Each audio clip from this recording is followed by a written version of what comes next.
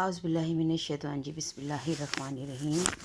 السلام علیکم میرے اسلامی بہن بھائیوں، آج میں آپ کو ہر نماز کے نفل پڑھنے کا طریقہ اس طرح بتاتی ہوں کہ جس کے پڑھنے سے آپ دیکھیے گا کہ آپ کی ہر چیز میں برکت ہوگی، آپ کی روزی میں برکت ہوگی، آپ کی عمر میں برکت ہوگی، آپ کے وقت میں برکت ہوگی، آپ کی عبادت میں برکت ہوگی، آپ کے بچوں میں برکت ہوگی، آپ کے بچوں کی زندگیوں میں برکت ہوگی، ہر طرف برکت ہی برکت ہوگی۔ اگر آپ اس کو اپنا معمول بنا لیں گے تو آپ دیکھیے گا کہ ہر چیز آپ لوگوں کی اللہ تعالیٰ کی طرف سے ہر کام میں کامیابی، ہر چیز میں آپ یہ دیکھیں گے کہ اللہ تعالیٰ ایسے طریقوں سے اور ایسی جگہ سے آپ کے وسیلے بنائے گا کہ آپ سوچ بھی نہیں سکتے، ہر چیز میں برکت ہوگی۔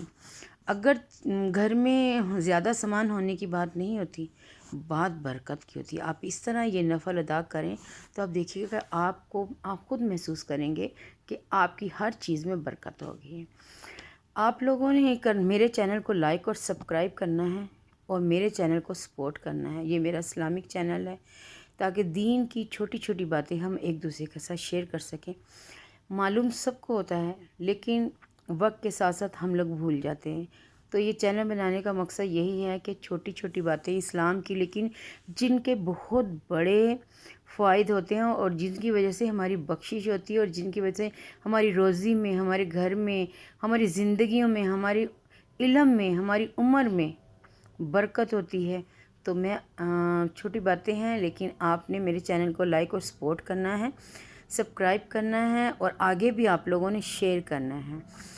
تو میں آپ کو بتاتی ہوں کہ یہ نفل آپ نے اس طرح کرنے۔ 2 رکعت نماز جب آپ نفل کے لیے نیت کرتے ہیں تو پہلی رکعت میں جب آپ الحمد شریف پڑھتے ہیں، یعنی کہ آپ نے ساری نماز شروع کر لی اور آپ نے الحمدللہ پڑھ لیا، سورہ فتح یعنی پڑھنے کے بعد سورہ فتح کے بعد آپ نے پہلی رکعت میں سورہ الم نشرح پڑھنی ہے، اور جب دوسری رکعت میں آپ نے آنا ہے تو آپ نے سورہ فاتحہ کے بعد سورہ فیل علم تارا کیف، یہ آپ نے پوری سورت پڑھنی ہے۔